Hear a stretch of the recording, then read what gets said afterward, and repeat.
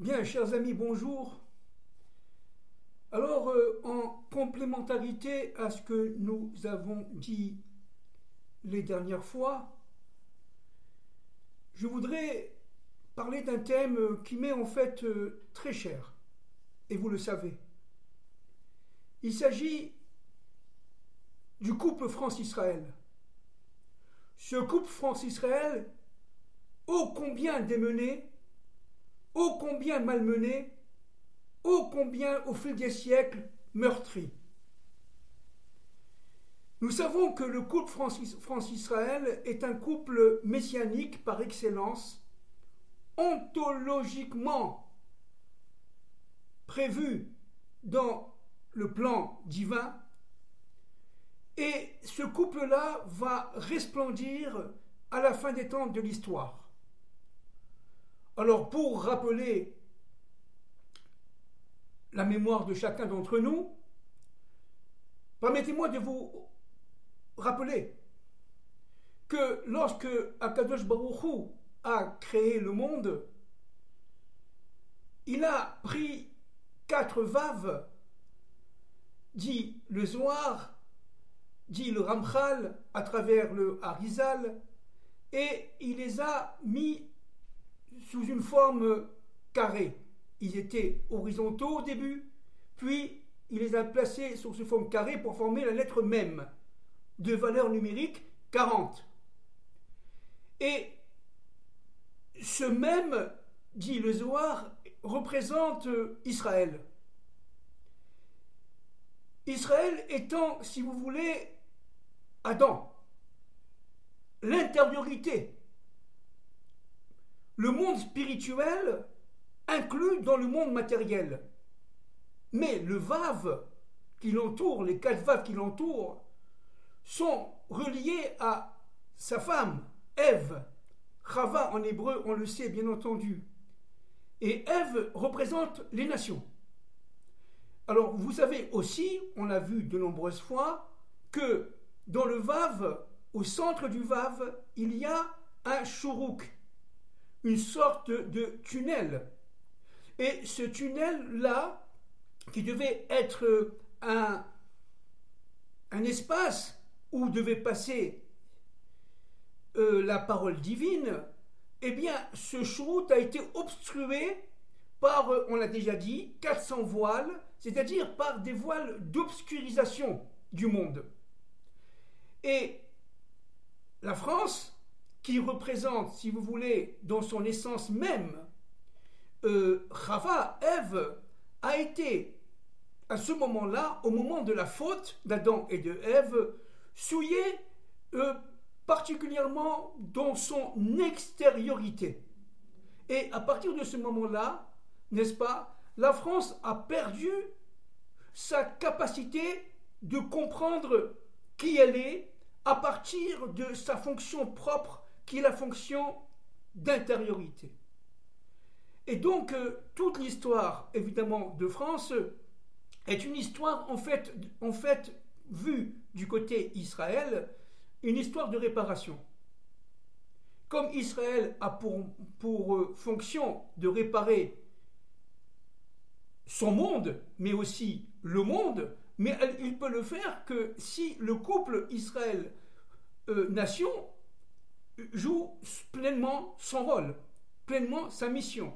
Il faut qu'il y ait, si vous voulez, une sorte de purification, et à la fois de la terre d'Israël, à la fin des temps de l'histoire, mais aussi de la terre de France. Et cette purification joue un rôle fondamental. Il ne peut pas y avoir, on répète, le Mashiach ben David si la terre d'Israël n'est pas purifiée, entre guillemets, de ses scories, de ses forces d'impureté. Mais c'est aussi vrai de la terre de France. La France, dans son histoire, est passée par des phases cruciales. Évidemment, la Révolution française, en 1789, bien sûr. Mais auparavant, elle est passée par des phases cruciales qui fait que Dieu a annoncé pour la France sa propre délivrance. Et je vais en parler là, je vais parler d'un thème qui m'est assez cher, à partir d'un livre qui a été écrit par un ami à moi, qui est en fait un très cher ami que j'ai bien connu à Jérusalem, le pasteur Claude Duvernois, voyez, qui a écrit de nombreux livres, je vais vous les citer très très rapidement, d'accord, très très rapidement. Il a écrit Le Prince et le Prophète, à lire absolument. Il a écrit Pour l'amour de Sion. Il a écrit Capitale de Jérusalem. Il a écrit Lettre de Jérusalem à une demoiselle maoïste. Il a écrit un livre sur Moïse. Il a eu à ce niveau-là un couronnement par l'Académie française, entre parenthèses. Il a écrit des livres sur Jésus qui a tué Jésus. L'Apocalypse a déjà commencé, etc. etc. C'est un auteur qui est très prolixe et il m'est en fait très cher. Il n'est pas juif, bien sûr, c'est un pasteur, et c'est un pasteur qui a quitté sa Lorraine natale pour aller à Jérusalem. Et il s'est installé à Jérusalem au début des années 60. Et donc, il a passé, si vous voulez, une bonne partie de sa vie à Jérusalem, en prière, en essayant de comprendre l'évolution de son monde. Évidemment, il n'était pas juif, il était protestant, et il était, si vous voulez, très largement rejeté par ses pairs, parce qu'il les détonnait. Il avait une vue qui était une vue tout à fait révolutionnaire, non archaïque, non traditionnelle des évangiles et de la réalité chrétienne du monde. Je voudrais donc ici citer ce livre-là, notamment à la page 66, 67 et suivante. Un livre vraiment très bon livre. Claude Duvernois était un grand historien. Et il a écrit ce livre-là en mai, aux environs de mai 2001. Il est décédé il y a quelques années et il est enterré à Jérusalem dans un cimetière chrétien qui est situé, pour ceux qui connaissent, dans la Moshava germanite. Voilà. Maintenant, permettez-moi de lire. Il faut bien comprendre que ce livre est écrit pour faire connaître en fait l'évolution spirituelle d'une femme française chrétienne, Jeanne d'Arc. Alors il est évident que Jeanne d'Arc c'est une mythologie, évidemment, des milliers de livres ont été écrits sur elle. Jeanne d'Arc c'est évidemment des livres, des films, donc de nombreux hommes politiques s'associent, l'utilisent à des fins politiciennes. Bref, Jeanne d'Arc, c'est une femme unique, française, encore une fois, non juive, qui est née à Domrémy aux environs de 1420 et qui est mort à Orléans, brûlée dans un bûcher, à peu près 19 à 20 ans plus tard. C'est une jeune fille qui est tout simplement source et conséquence d'une situation absolument en France infernale. Elle a été, si vous voulez, dans sa vie à la fois rejetée par l'église de son temps, par les églises de son temps, mais aussi elle a été adulée par le commun des mortels, par le peuple. Jeanne d'Arc, c'est une solitaire, c'est une femme qui a vécu, on dit qu'elle était bergère, évidemment il y a de nombreuses thèses là-dessus, est-ce qu'elle était bergère, est-ce qu'elle n'était pas bergère, est-ce qu'elle était pauvre, est-ce que ses parents étaient plutôt riches. Bon, il y a là-dedans de nombreux divergences de vues, etc. C'est pas le problème. Moi, ce qui m'intéresse ici, à partir de ce que dit le pasteur du Vernois, c'est en fin de compte son parcours spirituel, intérieur, et le fait qu'en fin de compte, par ses actes, elle va tout simplement sauver la France de son temps, en plaçant le roi Charles VII sur son trône. Il faut savoir, juste un mot historique, que la France, à ce moment-là, était extrêmement perturbée. Nous étions, à cette époque-là, dans la guerre de 100 ans contre les Anglais. Les Anglais avaient une domination dans de nombreuses parties de la France, dont Paris. Les bourgeois de Paris étaient inféodés aux Anglais et à leur, si vous voulez, leur accointance, à leurs associés, donc ils avaient, si vous voulez, des guerres sans merci, absolument extrêmement dures. La France était source de pillage. Il y avait évidemment des tueries, il y avait une recherche de sorcières et de envoyer des sorciers plus ou moins partout. Il faut savoir que nous sommes là dans un monde de destruction. Et dans ce monde de destruction, n'est-ce pas, apparaît d'une manière tout à fait miraculeuse une femme dont je vais présenter très très succinctement, n'est-ce pas, les principales caractéristiques. Alors je vais me coller au texte et je vais me permettre d'expliquer un peu ce personnage de Jeanne d'Arc qui se faisait appeler Jeanne la Pucelle et qui est absolument énigmatique et unique, source de libération de la France. Vous savez que le pays France, le pays Israël, le pays Amérique sont évidemment portés par des forces, notamment des forces qui viennent des autres mondes, bien entendu. Et ces forces-là, elles peuvent être des forces maléfiques, source de mal, source d'obscurité, mais aussi elles peuvent être aussi bénéfiques.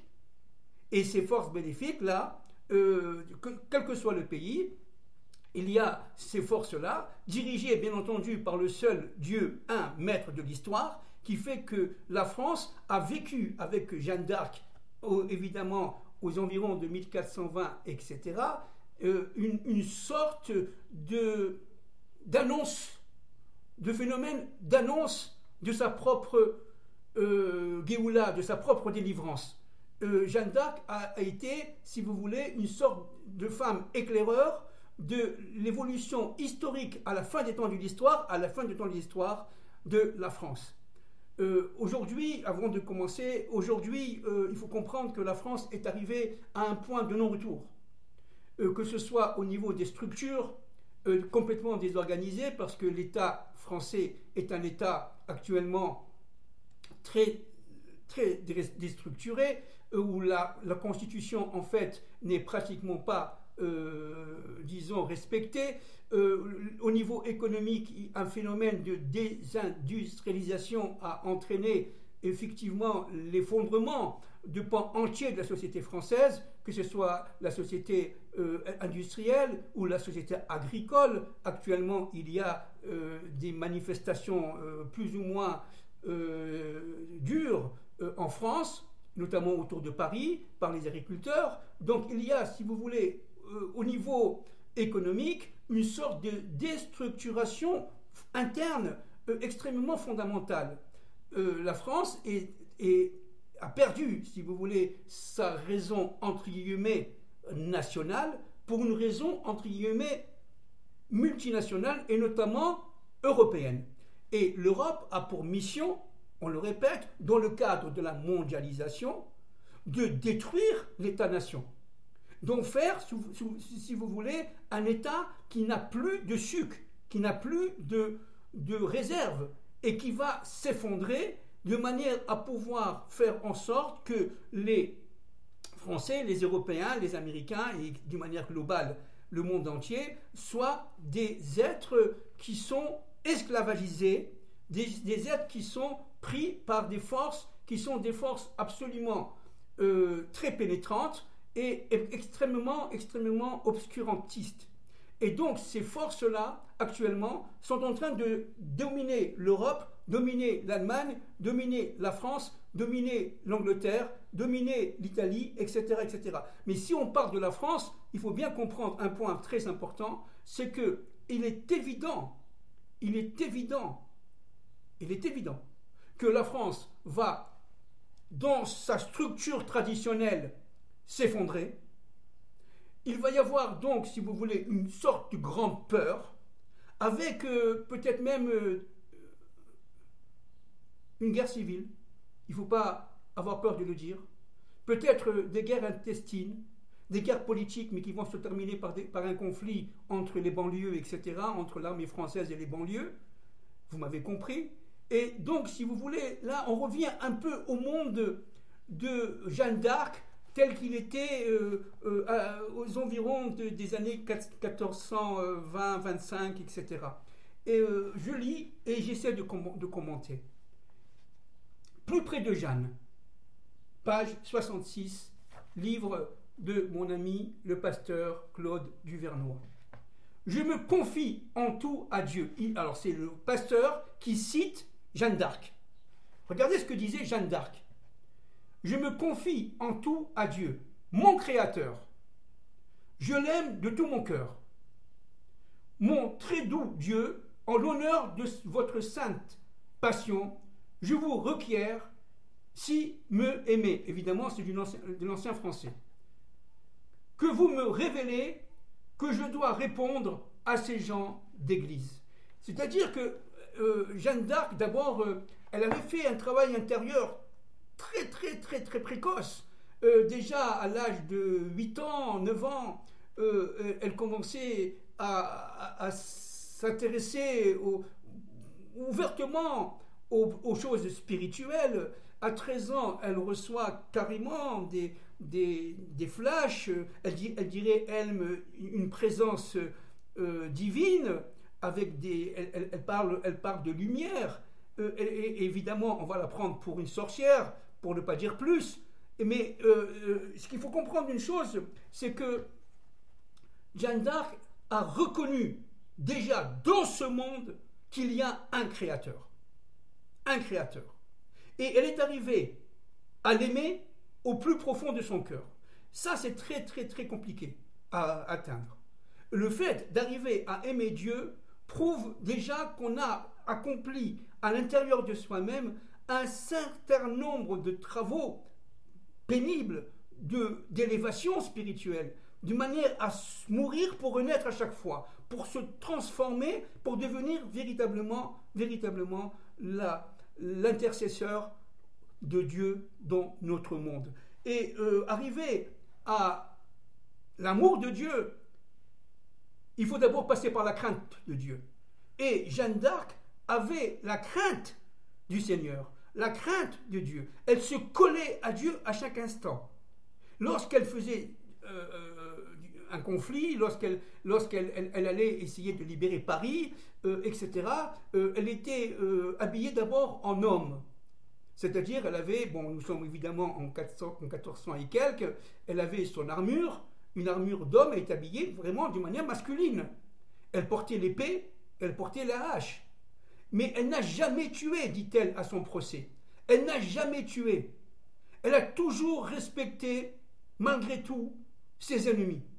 Et ce qui est très intéressant, regardez, c'est que lorsqu'elle était sur son cheval, en train de guerroyer, avant et après la guerre, elle était en prière. Elle était en prière complètement. C'est une femme pieuse qui, regardez, un peu comme les soldats du roi David, entre parenthèses, faisait la guerre, mais en étant reliée constamment à la divinité.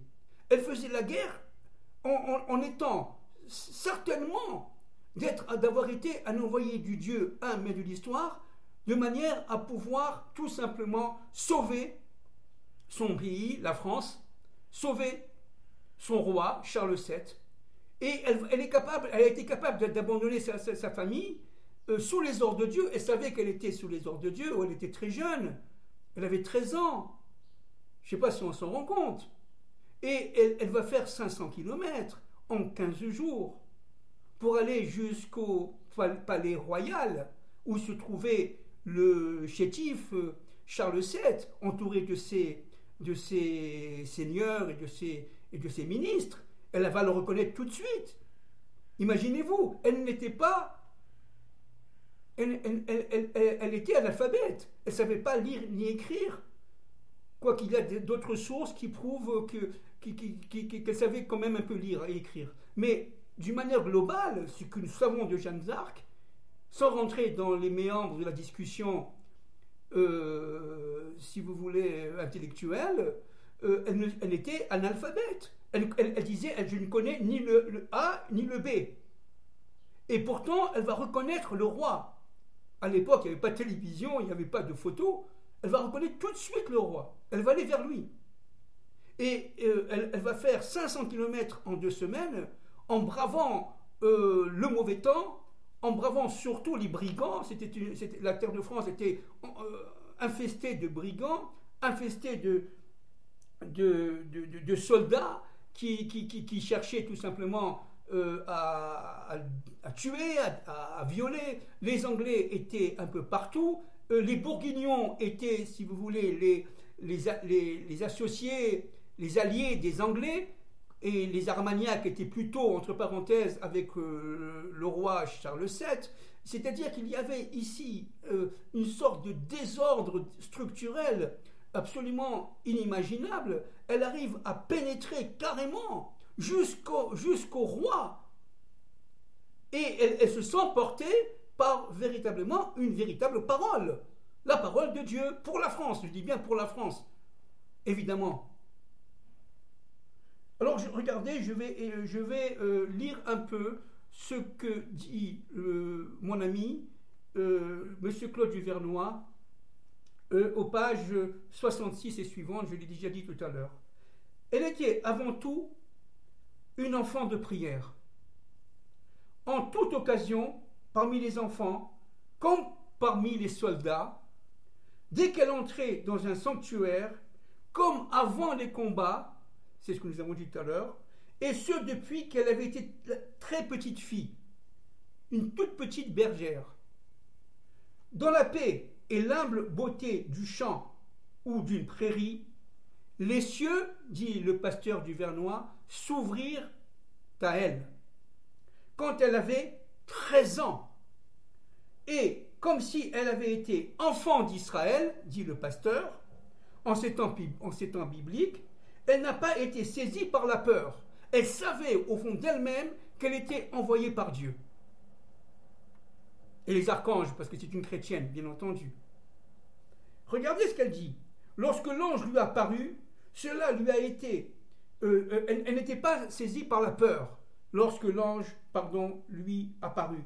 Cela lui a semblé naturel, normal. Elle s'acharne à convaincre les uns et les autres, dont le sire de Vaucouleurs, à tuer la guerre. Elle voulait tout simplement restructurer la France et lui donner un environnement paisible. Plus jamais ça, plus jamais de guerre. Une bonne fois pour toutes, en fait, par cette miraculeuse métamorphose, inaugurée, dit-elle, le royaume divin sur terre. C'est complètement incroyable. C'est la réparation de Ève. Parce que Ève, en faisant la faute, en allant copuler avec le serpent, eh bien, tout simplement, qu'est-ce qu'elle a fait? Elle a voulu jouir de la vie, jouir de sa propre vie, en, disons, assombrissant, le royaume de Dieu dans notre monde. Or, elle dit qu'elle veut rétablir le royaume de Dieu sur terre, et notamment en France. Regardez ce qu'elle dit, hein, sur la terre comme au ciel, depuis tant de siècles. On priait que ce règne s'installe, sans jamais ne voir venir que les guerres, les carnages, les jacqueries dans les campagnes et les vaines et très sanglantes croisade. C'est-à-dire que Jeanne d'Arc voulait plus jamais de violence. Si vous voulez, elle appelait un monde de paix et elle rayonnait, ce qui est extraordinaire, dans un habit guerrier. C'est-à-dire qu'elle voulait faire la guerre pour aboutir à la paix. Et ce qui est très intéressant, c'est qu'elle était habillée en homme. Alors maintenant, au niveau du sod, on comprend pourquoi.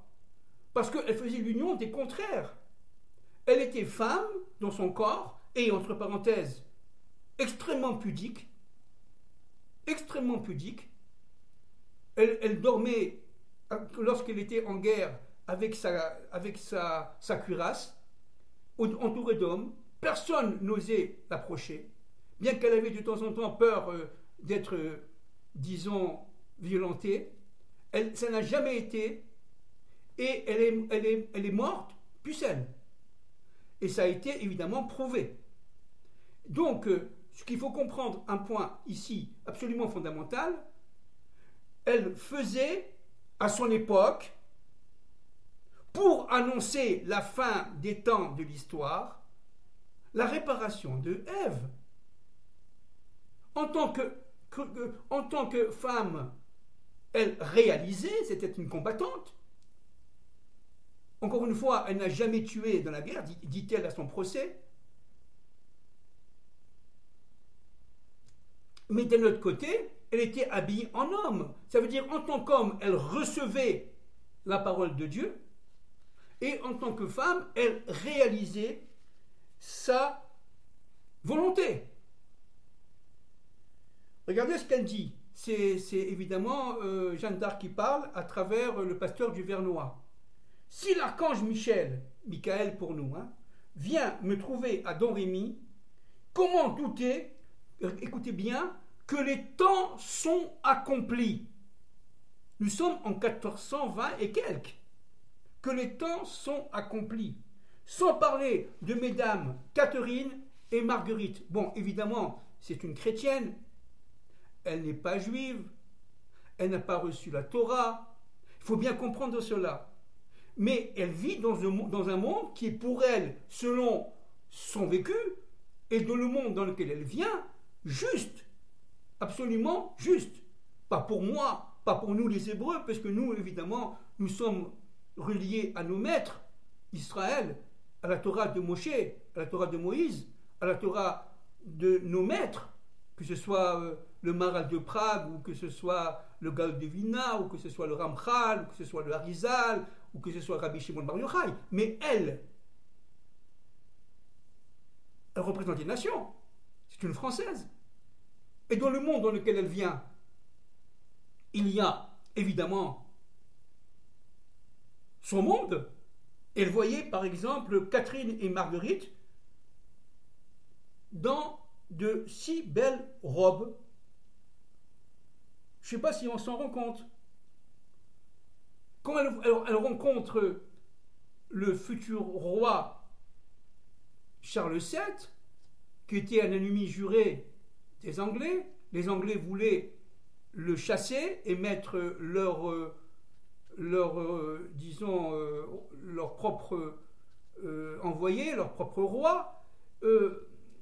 Quand elle l'a rencontré, elle a dit comme ça: Messire, Dieu m'envoie, et avec ça, tout sera possible. Et elle rentre en aparté avec le futur roi Charles VII, qui était un peu figé, un peu, disons, endormi, et elle a remonté en lui donnant un certain nombre de messages qui l'ont complètement bouleversé. Et ces messages-là qui ont été secrets et qui ont révélé dans l'âme de Charles VII, futur roi de France, eh bien, le fait que Jeanne d'Arc était un envoyé de Dieu.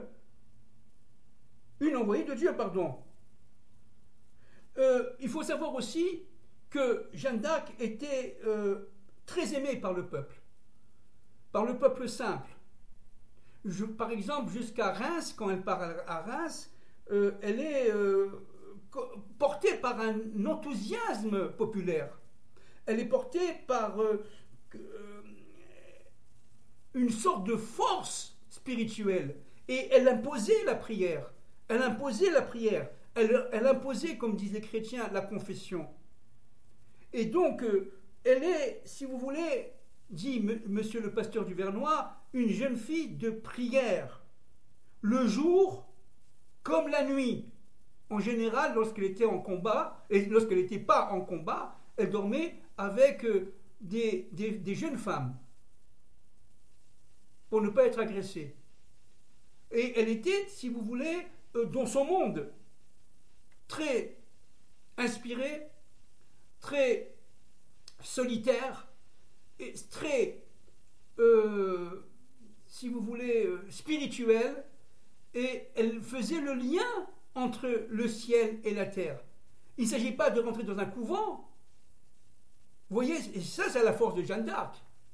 Il ne s'agit pas de rentrer dans un couvent et se mettre à lire et à prier, comme faisaient d'ailleurs tous les membres de son jury qui va la condamner, n'est-ce pas? Notamment des docteurs de la Sorbonne, qui étaient férus de connaissances liturgiques, mais qui, en fait, par rapport à Jeanne d'Arc, ne comprenaient absolument rien de sa personnalité.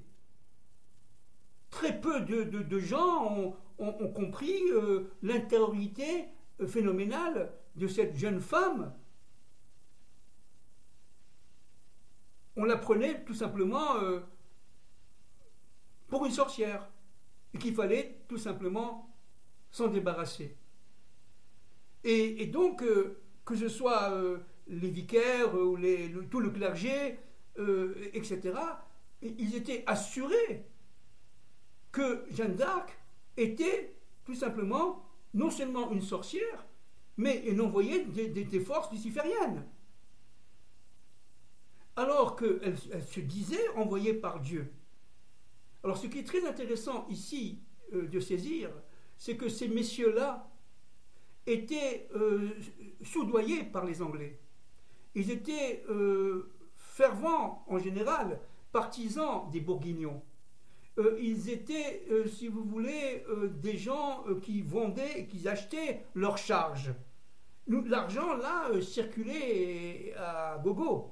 Et dans le livre de M.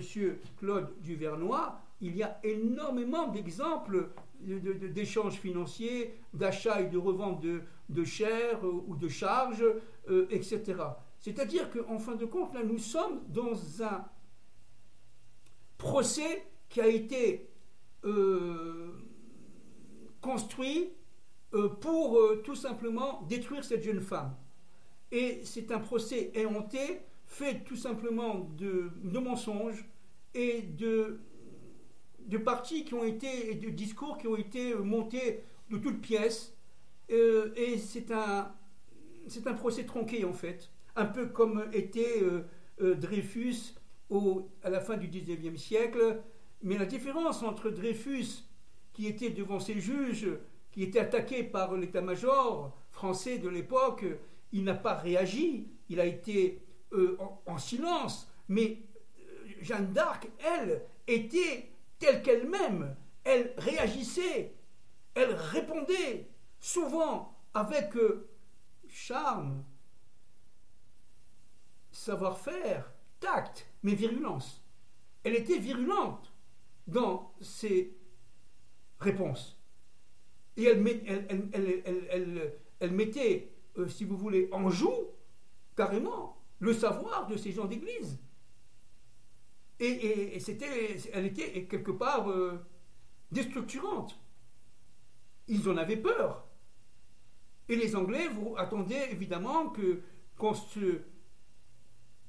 se sépare de cette femme qui était pour eux extrêmement gênant. Les Anglais voulaient dominer à l'époque la France. N'oubliez pas qu'au niveau des secrets, la France est féminine, n'est-ce pas? On le sait, ce sont les forces de Jeanne d'Arc, ce sont les forces de Marianne.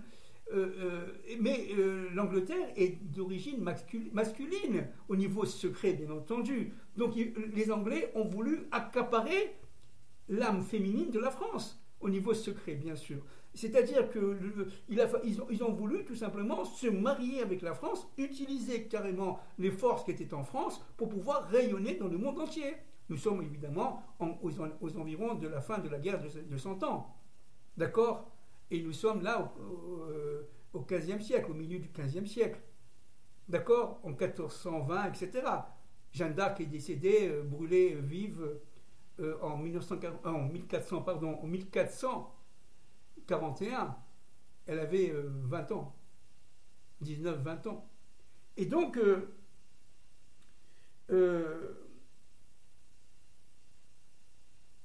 c'est une femme qui est prête au sacrifice pour son Dieu, pour son pays, pour son roi, Charles VII. Elle va jusqu'au bout. Vous voyez? Elle se bat. Elle est dans ce monde. Comme on l'a dit tout à l'heure, elle n'est pas dans la croyance livresque, etc. Elle vit véritablement sa croyance. Elle réalise la volonté divine. Et pour finir de la citation du pasteur du Vernois, elle fut dans l'histoire de France une véritable étoile filante, entrée vivante dans la légende. Alors, disons, on ne peut pas conclure un thème pareil, mais essayer de conclure un peu, quelque peu, ce que nous venons de dire par rapport au destin de la France. Il est évident que la France se trouve à notre époque, aujourd'hui, en 2024, en pleine guerre de Gaza, en Israël, à la croisée des chemins. À la croisée des chemins. Elle va mourir pour renaître. Tel le phénix. La France est immortelle parce qu'elle représente Chava. Et cette France purifiée que sortira à partir de Jérusalem, à partir d'Israël, à partir de Gaza, on l'a déjà dit de nombreuses fois, la parole de Dieu. Et la France, munie de cette parole de Dieu, va la diffuser dans le monde entier. La France est par nature universelle. Et la structure étatique de la France est fondamentale. La nation française existera, mais ce n'est pas cette nation-là. La nation d'aujourd'hui, elle est, disons, déstructurée, liquéfiée même, soluble, elle est en train de disparaître, peut-être même Chasvé Shalom avec force et fracas, avec risque de guerre civile, avec risque d'un conflit de type Gaza dans les banlieues. Ce n'est pas rien. Mais c'est à ce moment-là, comme en 1420 et quelques, que sortira Jeanne d'Arc. Que Dieu enverra cette force féminine, solitaire, ô combien fidèle à la parole divine, pour la France, évidemment, je dis bien pour la France, annonciatrice du Messie, pour la France qui s'appelle Jeanne d'Arc. Cette Jeanne d'Arc, qui est morte dans le feu, il y a tant de siècles, réapparaîtra au niveau de sa force dans notre monde, dans une France libérée, dans une France renouvelée, dans une France de complémentarité avec Israël, dans une France solidaire du monde et de l'universel. Vous voyez, c'est tout un débat, c'est toute une dynamique de l'histoire que nous sommes en train de vivre aujourd'hui. Et Évidemment, les forces de Jeanne d'Arc ne sont pas les seules à revenir, bien sûr. Mais Jeanne d'Arc, encore une fois, qui n'est pas d'origine juive, va jouer le rôle universel qui va permettre à la France de pénétrer par son extériorité, son intériorité identitaire propre. Et la France va être, comme je l'ai déjà dit de nombreuses fois, telle qu'elle-même. Et cela, entre autres, grâce aux forces de Jeanne d'Arc. Donc vous voyez, nous sommes certes à la veille d'événements cataclysmiques, c'est sûr, dans le monde entier, y compris en Europe. Nous sommes à la veille d'événements déstabilisateurs, bien sûr, mais il ne faut pas avoir peur. Comme Jeanne d'Arc n'avait pas peur du tout. Elle n'avait pas peur du feu. Elle comprenait tout simplement qu'elle était envoyée de Dieu, point final. Et qu'elle se rébellait contre tout simplement ces discours, qui étaient des discours construits d'une manière fallacieuse, contre tout simplement son être intérieur. Jeanne d'Arc est partie fière. Jeanne d'Arc est partie solitaire. Jeanne d'Arc est partie solidaire de Dieu. Et c'est vrai que le peuple français de l'époque était avec Jeanne d'Arc. Et il y avait aussi certains nobles, certains gentlemen qui avaient compris. Mais d'une manière générale, elle était seule. Merci beaucoup.